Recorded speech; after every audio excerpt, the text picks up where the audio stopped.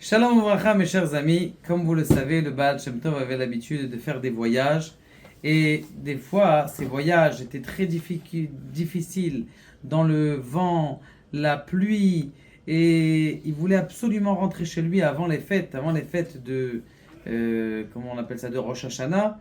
Et donc, il s'est empressé d'aller vite dans les chemins qui sont tac, tac, tac, comme ça. Et avec beaucoup de difficultés, la calèche, les chevaux.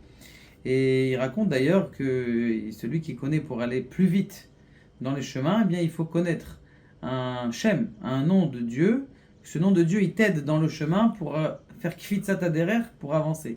C'est quoi ce nom? C'est les Rachet Evot, c'est les premières lettres de Vahavo Hayom El Ha'ain. Et essayez de calculer. Vahavo Hayom El Ha'ain, c'est aussi Et Hashamaim Ve'et Haaretz. Et donc le Baal Shem Tov, il s'empresse, il fait le...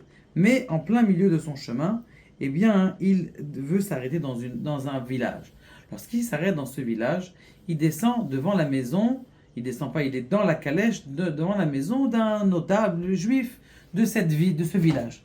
Il s'arrête devant le village et lui, l'homme, il est content, il est heureux. Le Baal Shem Tov, vous êtes arrivé, c'est extraordinaire, je suis très content. Et lui, dans sa tête, il pensait déjà qu'il n'avait pas d'enfant, il avait déjà la soixantaine, il n'avait pas d'enfant, mais le Baal Shem Tov, il va me donner. Il avait cette émouna extraordinaire que, avec la bénédiction du Baal Shem Tov, il aura ses enfants.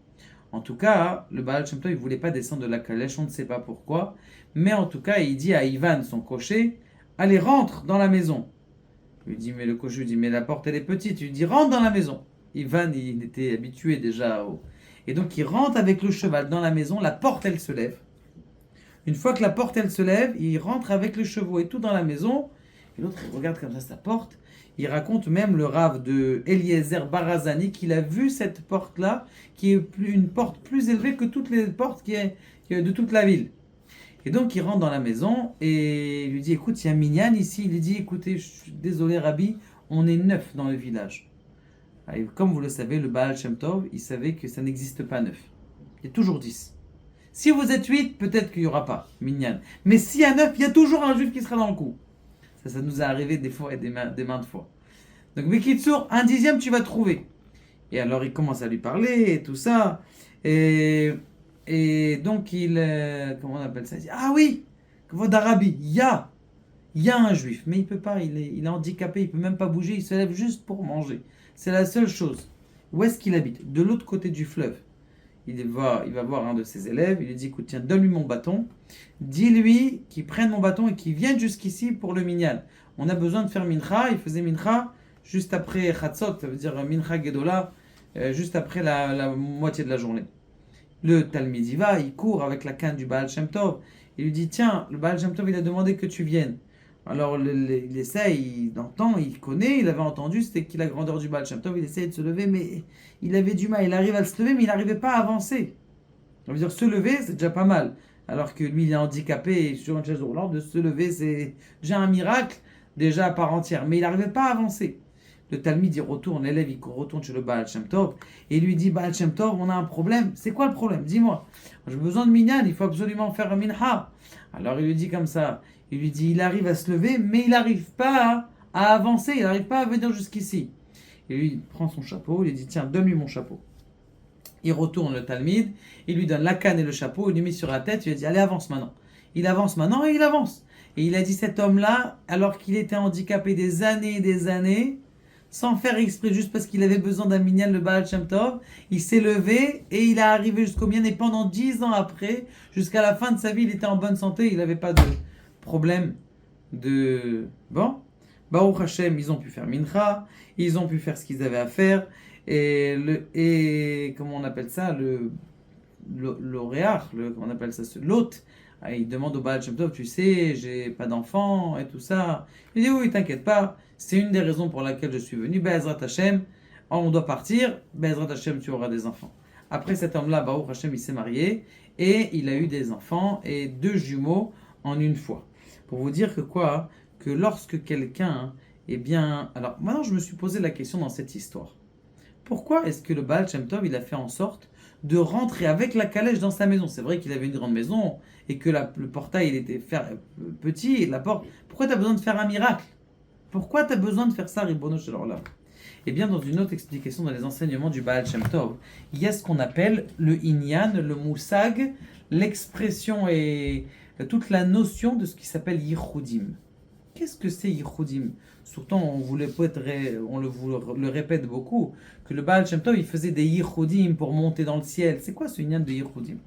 Il dit le Baal Shem Tov au nom de son élève au nom du Baal Shem Tov, le Toldot Yaakov Yosef, dans la parasha de Vayera.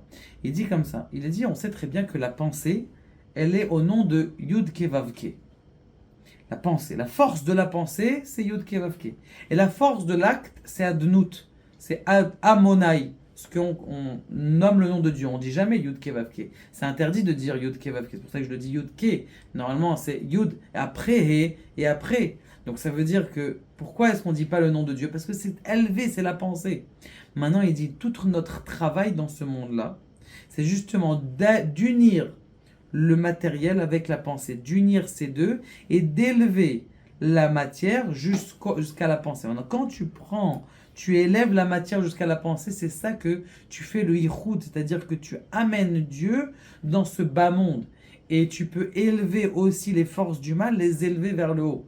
D'ailleurs, c'est une des raisons pour laquelle on mange des choses qui sont matérielles. C'est pour prendre les forces, les vitamines spirituelles qui est dans la nourriture pour pouvoir l'élever vers le haut. Maintenant, il suffit juste de penser. Et d'ailleurs, lorsque quelqu'un il est en galère, son pneu il a crevé. Oh, quel embêtement, qu'est-ce que je vais faire maintenant? Eh bien, justement, c'est à ce moment-là qu'il doit être meyached à Kadosh Baruch Hu, c'est-à-dire mêler Dieu, ce qu'on appelle le Shem Yud Kevavke, avec le nom Adnut, les alliés. Et d'ailleurs, c'est une kavana, quand on dit Baruch Ata Hashem, vous voyez dans le Sidour, pourquoi est-ce qu'on écrit Yud Yud? Dans les vieux Sidourim, on écrivait 2 Yud. Comment c'est qu'on écrivait 2 Yud? Il n'y a pas un nom de Dieu qui a 2 Yud. Est-ce que vous vous rappelez du Béné Tzion? À l'époque, on mettait 2 Yud. Bien, la réponse est simple, ça veut dire que c'était le Yud du début de Yud Kevavke et le Yud de la fin de Amonai, que ça finit pour te dire, genre, pense à tout ce nom-là. Aujourd'hui, ils ont mis ce nom-là saint dans tous les petits Sidourim qui sont imprimés pour justement que tu sois en train de penser, d'unir la matérialité sur la spiritualité. Lorsque tu vas faire ces deux, eh bien, tu es en train de racoler tous les 4 mondes et de faire en sorte. Alors maintenant, c'est ce qui se passe. C'est ce qu'il lui a dit. Pourquoi? Ce que je pense. Le Baal Shem Tov, il a fait ça. Il a voulu donner la Emouna à cet homme-là qui avait désespéré d'avoir des enfants à 80 ans, à 60 ans, d'avoir des enfants, de se remarier encore et d'avoir une autre femme et d'avoir des enfants à cette époque-là. Il a montré à cet homme-là qu'il pouvait avoir des miracles. Essaye de regarder les choses élevées. Essaye d'unir la force de la spiritualité et de l'amener dans le monde matériel. Et là, grâce à ça, grâce à cette émouna qu'il a inculqué à l'intérieur de cet homme-là, il a eu l'émouna d'avoir des enfants et Baruch Hashem, il a eu des jumeaux. Kadosh Baruch Hu nous aide à nous aussi être meyached, connecter les mondes entiers. Baruch Adonai, la Olam et